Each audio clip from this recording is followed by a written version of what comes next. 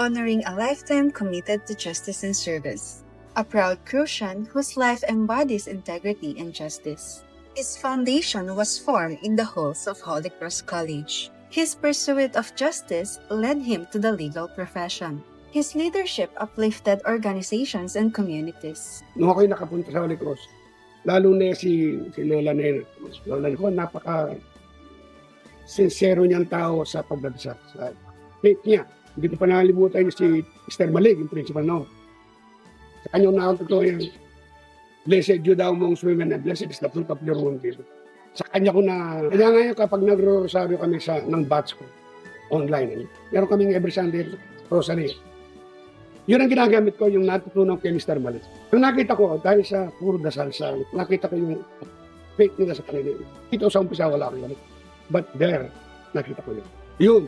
Yun sa attitude ko, yung pagiging malapit ko sa kanila. Now a retired lawyer, he gives back by supporting farmers by being a farmer himself. He works to empower local farmers through cooperatives and sustainable initiatives. Dito ako sinilang, dito ako lumaki, dito ako nakaisip, di ba? Mula nung malita ko, sabi ng tatay ko, wala nang pag-asa mga farmers pag walang tumulong dito. So kami dalawang magkapatid, nag-arugan pa rin yung kapatid ko, si Muso, CPA, ako abogado. Hindi namin nalilimutan yung sinabi ng tatay namin, ako sumagat. Anak, tulungan yung mga farmers ito. Hindi sila pwedeng makahaon sa hirap pag walang tulong sa kanila. So, ginawa namin to. We organize this. Ako, kahit lawyer ako, kahit from Manila to Pampanga, bumabalik ako because of my sincerity to help. Ang pagtulong sa mga magsaka, not only in production, but yung kanilang way of life. Ang message ko sa kanila, pagsisisihan nila pagdating ng pahinga. Yung hindi lang binalyo, yung kasalukuyang opportunity. Once the opportunity knock at you, hindi na siya ipasip ulit. Grabe.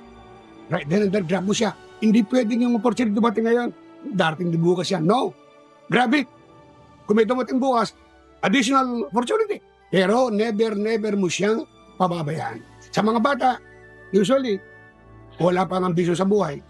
Pero mas maganda as early as now, mga high school students, as early as now, involved na nila yung isip nila kung saan sila pupunta dapat. Pero dapat positive lahat. Positive na nasa isip mo. Ang nasa isip mo, positive at saka yung magandang gagawin.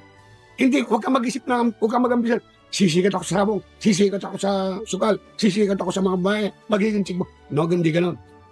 Kailangan ang ambisyon mo, puro positive.